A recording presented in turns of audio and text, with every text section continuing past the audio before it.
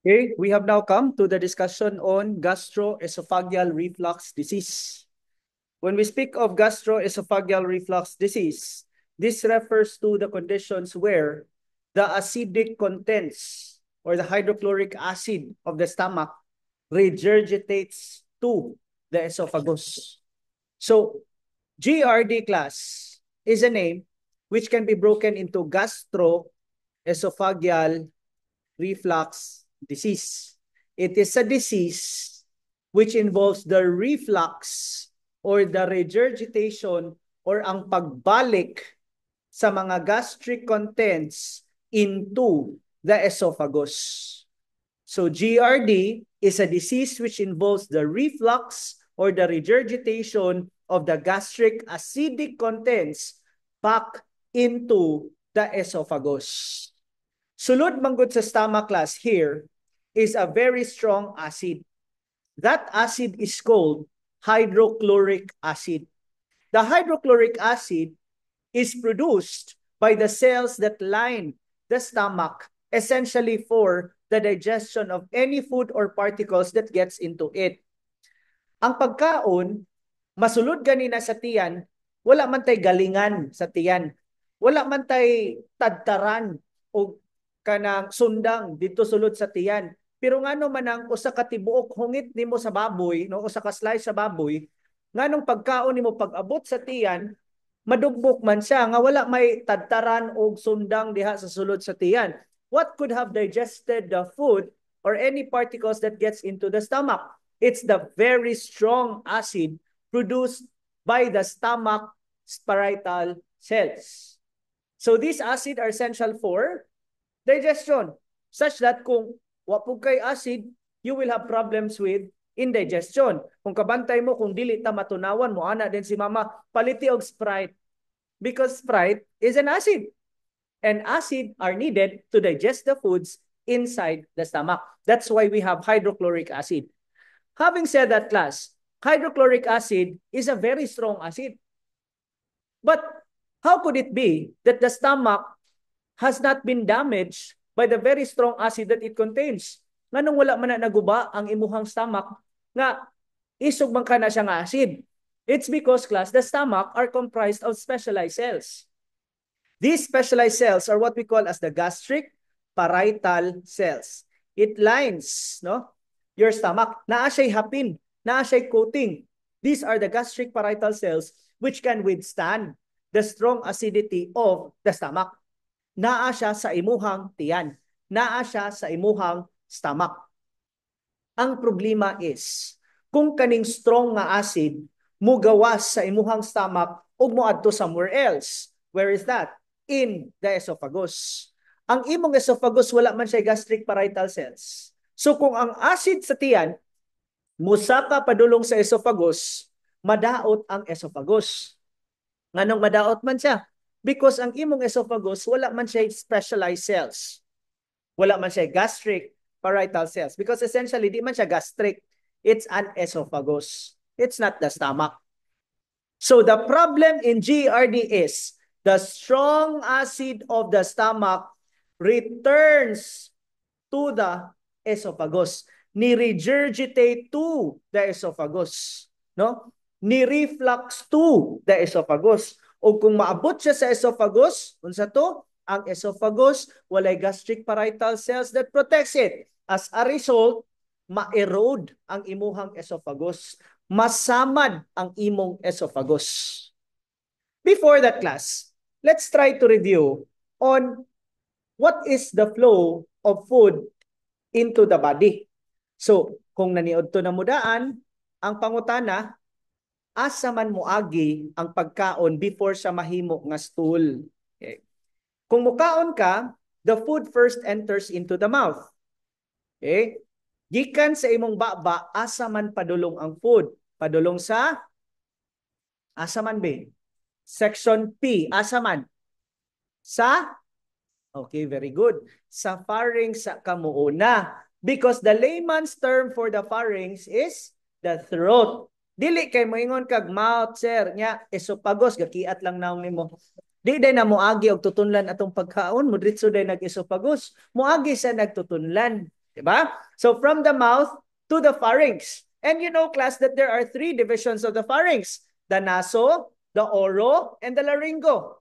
But insofar as food intake is concerned, walay labot ang ilong. Arirata sa oropharynx and laryngopharynx, the portions of the throat, at the portion of the mouth, and at the portion of the voice box.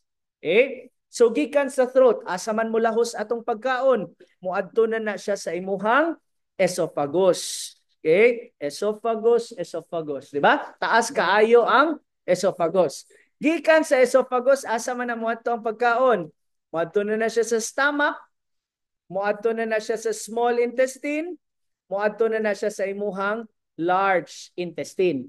So arita dapita, ang imong gastroesophageal reflux disease is a condition where gikan sa esophagus, ningadto naman unta na siya sa stomach. Ang problema kay gikan sa stomach, nibalik dito sa esophagus. So when the gastric contents regurgitates, refluxes, returns to the esophagus, then it becomes gastroesophageal reflux disease.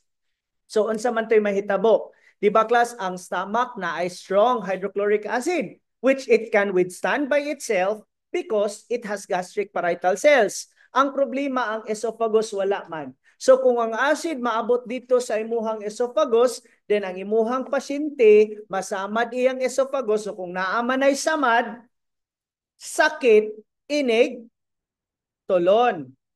And painful swallowing is called odynophagia. Okay? So odynophagia refers to the painful swallowing. And because it is painful to swallow, naturally, sakit man kada tulon, sayon ba itulon? Or perting lisura ituron? Perting lisura. Ang lisod nga pagtulon is what we call, no? O dysphagia, difficulty in swallowing. So unsay kalainan sa odyno o sa dysphagia?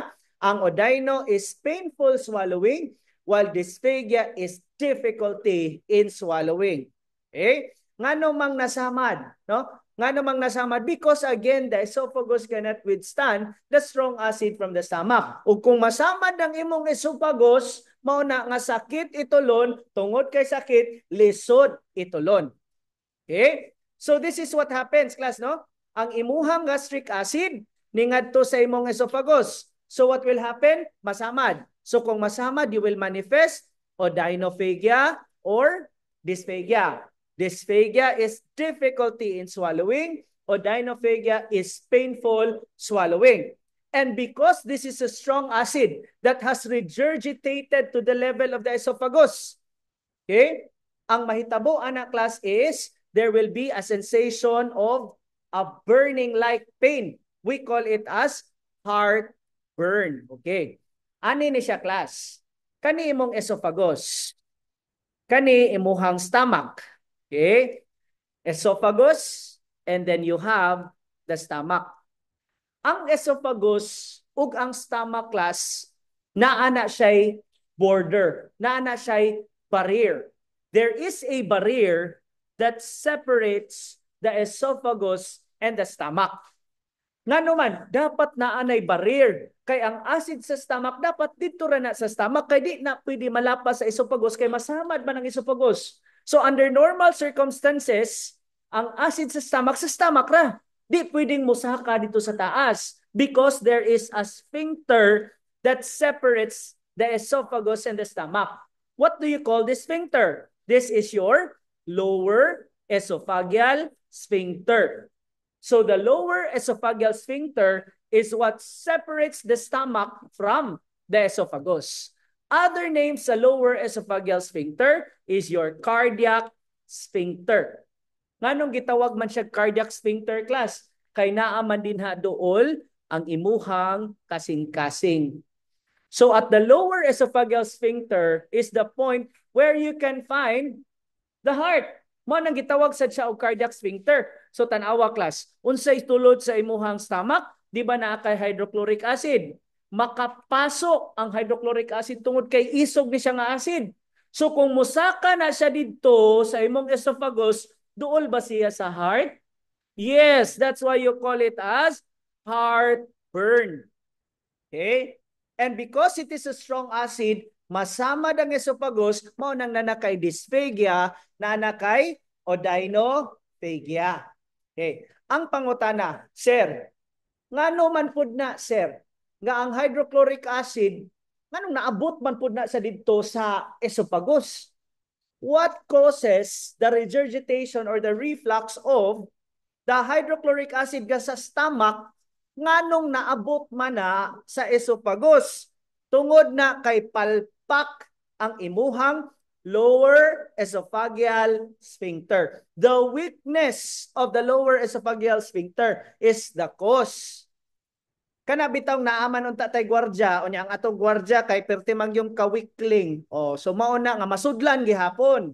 So mao na nahitabo. Naa kay lower esophageal sphincter but it is not strong enough to protect the esophagus against the acidity of the stomach. Naa kay lower esophageal sphincter but the lower esophageal sphincter is weak. Mao nay hinungdan. Okay? Nga naman pud na ni weak na sir, basin congenital, no? Basin congenital or an anatomical defect sa imo na gyud nang dinana na ba? Dinana na nimo, no? So parehas ana mo yung siya nganong bugo man ko dinana na nimo, no? So parehas ani. So ang ako ang sphincter kung weak, dinala na nas bata gikan sa pagka anak. Okay? So that's one. Sometimes also class, okay ra man imong lower esophageal sphincter. Okay, strong man siya. Strong gid siya. Ang problema, sobra ra pud ka taas ang pressure sa tiyan. Okay? You call it as an increased intra-abdominal pressure. Puno ra kay kagtiyan.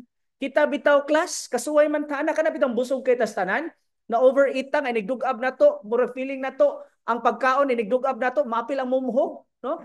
No? Or nigdugab na to, murag karas kay tutunlan, that's reflux. Although temporary, at the time being, tungod lang na sa kataas at the moment sa pressure sa imong tiyan. Mao bitaw na nga kung busog kay ta, blihon bitaw ng butunis. Kay og imuha na siyang isira imong butunis og siper, musamot kahuot imong tiyan, inigdugab nimo, moapil ang pagkaon inigdugab nimo. No, labi na musudan kag chorizo, no, sus karas kayo. Siomay, oh, kana ingon anak karas kayo. Pero saan man, lami man labi na og hinimo nilang sergapon chorizo, di ba? Tag 150 rang kilo, no? 150, 160 ba? Wala ko kay baw. Pero naa, no? So mo na sa class. So there are two causes of GERD. Number one, weak imong lower esophageal sphincter or taas ang pressure sa tiyan. Kano sama na? Kanang napadaghan imong tubig or soft drinks, oh? Kanang mabdus ka. Ngano man mabdus ka, sir? Oh, naay bata. Naay bata sulod sa imong uterus. Magkadako ang bata, the uterus will push the stomach upward, thus creating a high pressure in the stomach. And kay ni push man ka pasaka, ang imong stomach i-push sa diya pasaka padulong dito sa imuhang esophagus. So duha ra gyud na imong tan-awon class. The causes of GERD are weakness of the lower esophageal sphincter and the increase in intra-abdominal pressure, as in the case of pregnancy, overeating, overdrinking, or even maybe ascites, kanang nagtubig ang imuhang tiyan. Common na class sa mga heart, kidney, liver, cirrhosis nga mga problems, common na siya. Okay? So now, ang sulod sa stomach, hydrochloric acid. Acid. Ang problema, kaning acid class ni pasaka padulong sa esophagus kay, most likely kani siya class. This is the sphincter. Weak ra siya, imbes mo sira siya, wa siya mo sira. So mao nang ang imuhang contents nagsigig sa kasaka-pasaka. So kung ang hydrochloric acid sa tiyan, stomach, maabot sa esophagus, number one, masamad. Tungod kay naisamad, odynophagia, dysphagia. Tungod sa ka-strong sa acid, you will feel heartburn. Now, sometimes class, no, sometimes, kaning acid sa stomach could go even as far as the pharynx. Maabot gid siya dito sa imuhang pharynges, sa imuhang throat, no? Maabot siya dito sa imuhang laryngopharynx. Unya, di ba class, the laryngopharynx is involved in the creation of voice. Di ba? Dito na sa voice box nimo, tingog nimo. So kung magsige na lang na siya ka balik-balik madaot pod imong larynx. Okay? Kanang nagsigi na lang kag reflux, dili ra ang esophagus madaot, apil ang imuhang larynges, apil imong voice box. As a result, mausab imong tingog, and we call that class as hoarseness. Pirmi kang pagaw. Okay? Hoarseness of the voice. Okay? If you look at this class, what's the other name for GRD? What's the other name? Diba? It's also called as kalesia. Di gid mo kalimot anang hoarseness of the voice class. Nganuman, di man na modagan ang kalesia kung walay horse. Ba? Di na modagan ang kalesia basta walay horse. So mag-uban gid na si kalesia o si hoarseness. Okay? Now, sometimes as well, ang imuhang reflux class, dili ra siya kutob sa esophagus, musaka pagid siya padulong sa throat, maunang nakay hoarseness of voice, sometimes maabot pagid siya mismo sa imong bakba. And you would know that there is GRD because there will be an unpleasant taste in the mouth. Sometimes sour, sometimes bitter. That's why one of the symptom or symptom number 4 is sourness or bitterness in the mouth. Okay? So kanang mga classmate na to nga murag bitter kay sila sa atong success ing na kay reflux, anaon ra gyud na nimo, no? Because this is bitterness in the mouth. Okay? So the na no, GRD, also called as kalesia, is caused by two problems. Number 1, weakness of the lower esophageal sphincter, or number 2, increase in intra-abdominal pressure. Kung ang acid contents na abot sa esophagus masamad, sakit, unsay tawag? Dynophagia. Lisod. Burning sensation. Heartburn. Pwede sa siyang maabot sa pharynx. Hoarseness. Maabot sa mouth. Okay, so dali ra kaayo, no? Simple ra kaayo ang GRD. Now, let's talk about how do we diagnose? Unsaon man ako pagkaibaw, sir, nga naa ba ko'y GRD? The test class to diagnose gastroesophageal reflux disease is what we call barium swallow. Okay? Barium swallow. Unsa man ang barium swallow? Sa barium swallow class is nagbarog lang ka, okay? Nagbarog ka, nagsandig ka, unya tagaan ka og barium sulfate. Okay? Ang lasa ana mura kag chalk, no? Nya mura glasan chalk, mura siya og powdery, no? Taste. Imo na siyang imnon 1 to 2 cups. Pero nakatubang kas X-ray. Inig-inom nimo ana, nagsige na siya X-ray. Pag inom nimo, naama na siya, makita na siya, musihag man na siya class. Kuan man na siya kanang mura kay luminous. Oh. So pag inom nimo ng luminous, mopilit na dito si imong mga tutunlan, no? Unya ikaw man X-ray. Inig X-ray musiga na dito sa X-ray. Makita na nato dayon nga, uy, naasiguro ni cancer kay ngano ang barium naara si babaw agid mulahos sa tiyan. Naay bara or makita nimo nga mo dark ang color diri sa lower esophageal sphincter kay ang imong tiyan nagsigig balik-balik ang barium. So you will be able to trace the path of the food or of the drink, no? Kay musihag man na didto sa X-ray. Simple ra na, X-ray ra gyud na sa class pero nalang kay giinom. Ang problema kanang imong ginom mo pilit man na no, mugahi ra ba na class? No? Mutikig na dito. It can cause obstruction of the bowel. Mauna nga kung magbarium swallow gani ka, you should ensure that it will be excreted by the body in not more than 2 days. Kay 2 days na gani mo cure na sa sulod, gahi na na. No? So, mauna, unsaon man na sir, para ma-promote ang excretion of the barium swallow, you will have to do two things. Number 1, increase oral fluid. And number 2, high fiber or you can give laxatives. Malibang, magsigig ihi para mapagawas gyud to nimo. Nya inig pagawas nimo sa imong hugaw, ang imong tae, ang color class kay light color siya. No? Apektado ang kolor sa imong tae, muluspad ang imong tae. Okay? That's actually the barium that was excreted out. So ato lang timan-an ha, basta barium swallow gani, dapat ma-excrete na siya sa lawas kay mutikig na didto, no? Makakos na siya og bowel obstruction. That's why you either increase oral fluids or you have high fiber diet para magsige kag kalibang. Sometimes gani class hatagan na lang ka og laxative para malibang gyud ka para mapagawas gyud na nimo ang barium swallow. So barium swallow is the test that will help us determine kung naabay GERD ang usa ka tawo. O what if mo ana? Oh, naamang kay gastroesophageal reflux disease. O saon man na. So we will now go to the management. Unsa may atong buhaton? Okay? So dapat class no? Dapat class ang imuhang pagkaon low in fat and high in fiber. Nganong dapat man high fiber imuhang diet? Because class, kung taas imong fiber, munindot ang performance sa imong gastrointestinal system. So kung munindot siya, katong mga acid o pagkaon nga naa sa tiyan, mapaflow ra to nimo og tarong kay nindot mag-performance.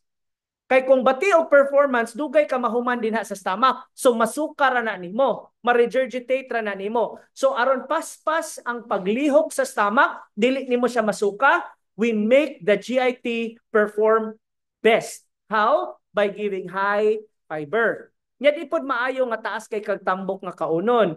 Why man? Dugay man gud na i-digest ang tambok. So kung dugay i-digest ang tambok sa tiyan, magsige nagsikret og acid hangtod nga madugbok ng tambok nga imong gikaon. So with more fat, the longer it stays, the more acid is secreted. And that's the problem. Ang acid ma-regurgitate. Okay? So that's the reason why sa GERD, kung naamoy reflux disease, sige lang mong inom og Gaviscon, no? Maalox, sige lang mong inom ana. Ayaw na mong kaon og fatty meal. Ayaw na mong kaon lechon kamera, no? Ayaw na mong kaon og panit sa manok. Sus, lamira ba kayo ng panit sa manok? Labi na ko, barbecue, di ba? Ipapaig-paig pag yun, no? Lamira ba kayong chorizo, tocino, di ba? So, ana, bawal na ninyo, no?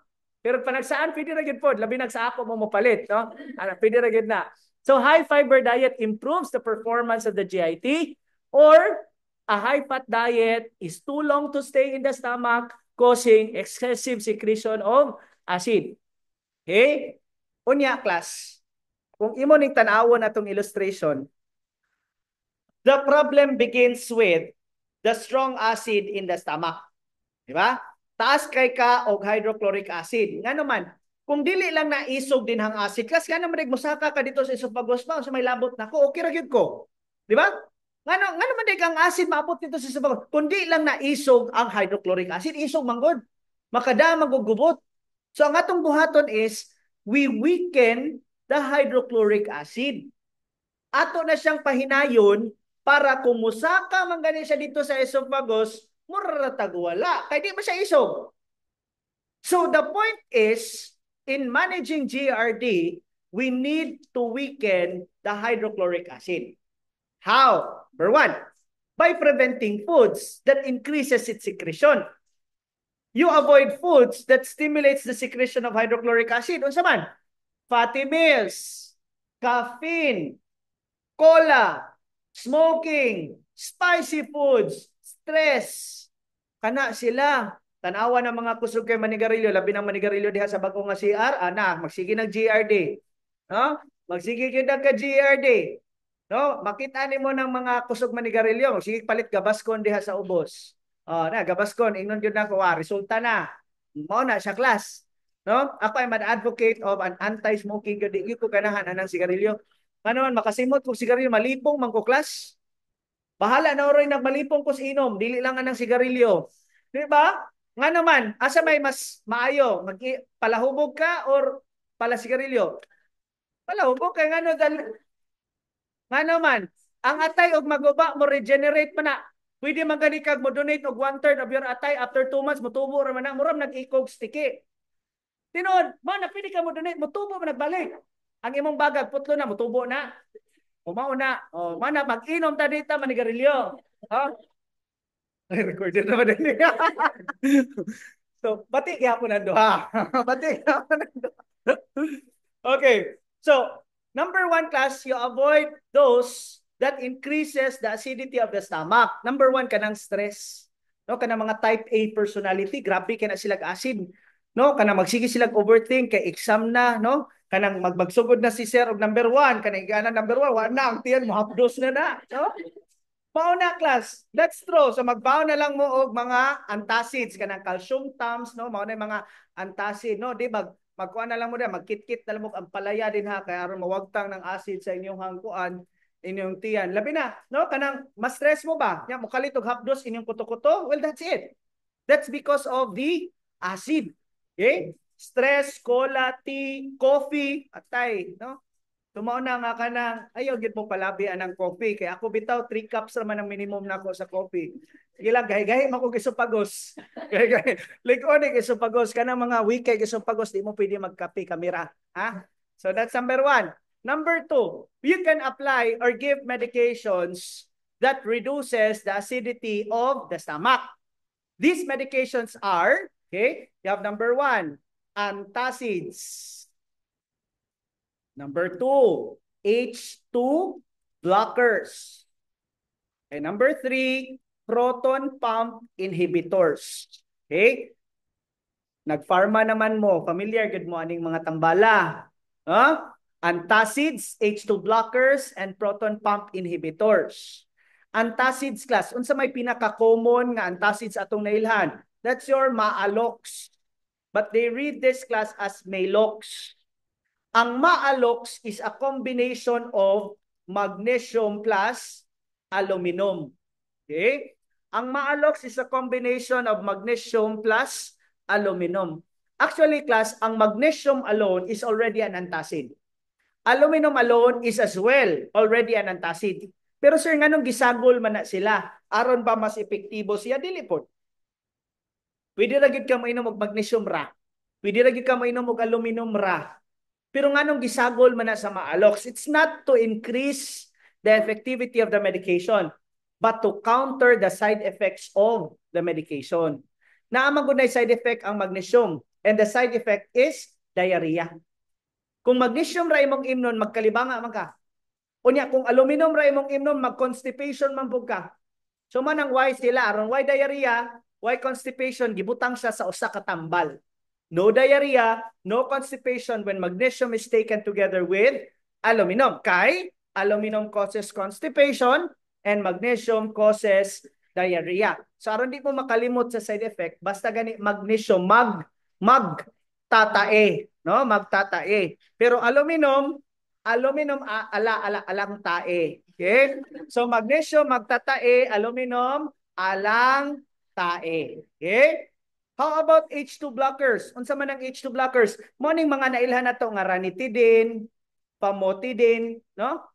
Ang mga tidin, basta mag-end gani siya tidin, H2 blocker na siya. Ang purpose ana niya class is ang kana manggong atong stomach na siya H2 receptors. Ma-stimulate gani ng H2 receptors, it will cause the stomach to produce acid. Okay? When H2 receptors are stimulated, then the stomach will be triggered to produce acid. So kung imong i-block ang H2 receptors, then no matter what the stimulus is, the H2 blocker will not tell your body to produce acid because H2 receptors are blocked. So kung why H2 receptor, walay mo pa-produce sa acid. Kinsa man day tig-produce sa acid? Imong proton pump. Okay? Imong proton pump. So ang imong proton pump, siya mo himo og acid. So ani ha, naga ni stimulus, stress, cola, tea, caffeine, katong H2, moingon siya ay kinahanglan tag acid. O mo na sa proton pump, paghimo og acid, maghimo dag acid si proton pump. Pero kung imong hatagan og H2 blocker, inigsulod sa caffeine, inigsulod sa stress, inigsulod sa coffee, no? Sa cola, tea, nigsulod, sa H2 blocker nan siya lang, wara gid siya buhaton. So kung why mo ingon nga pag-produce, wa say mo produce. So that is how ranitidine works. Ang proton pump inhibitor kay para di mo himo og acid. Si H2 blocker nakasensya na may cola, caffeine, tea, stress. Ingon sa isyo, uy, proton pump pag himo gud og acid, si proton pump wa pud siya buhaton. So ang proton pump when given will not produce acid.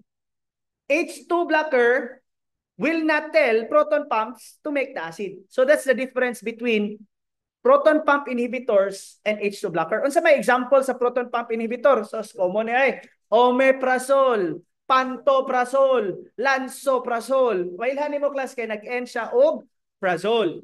Ang nakanindot sa prazole class is long acting siya. Moinom ka ko sa kaadlaw, tulo na nakadlaw iyang epekto. Abot na nagtulo. So moinom mo anang omeprazole pero di man dako ana, inig-inom ana so mga tulo ka adlaw wag kay acid. Okay? Mo na mga tambal sa mga ulcer. Ang imong pero dugay siya mo action. It will take time for it to take action, but once it acts, ang iyang duration taas kayo. Ang H2 blocker, inig-inom nimo wag tang dayon sakit oy. Mawag tang dayon. Pero ang epekto mawag tang rapod og mga 6 hours. So mo na kumuhatag gani kag ranitidine usually every 6 hours, every 12 hours depende sa prescription sa doktor. Kanang ranitidine Zantac mo manay pinaka-common no. Mo na atong ihatag basta muhilap atong tiyan. Okay? Pero ang pinaka dali good class kanang yung antacid, Kremil S, mo na mga para sa hilab sa tiyan. Okay? So, there are 3 medications that can reduce the acidity of the stomach. Number 1, antacid. 2, H2 blocker. And 3, proton pump inhibitors. Okay? Now, unsa man ang surgery? Kung di gyud siya madaog tambal, the surgery class is called your Nissen fundoplication. Nissen fundoplication or your gastric wrap around. Unsa man na siya? Kung nagani kay GRD, nya di gyud siya maminaw og tambal, operahan na gyud ka. Abliho na ang inyong tiyan.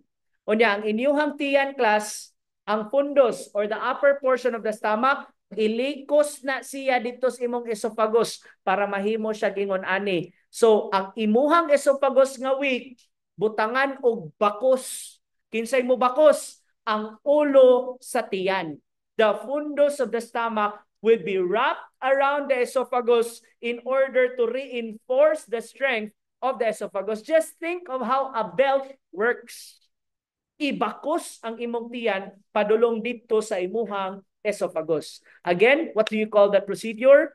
Nissen fundoplication. Okay? So that ends our discussion on GRD.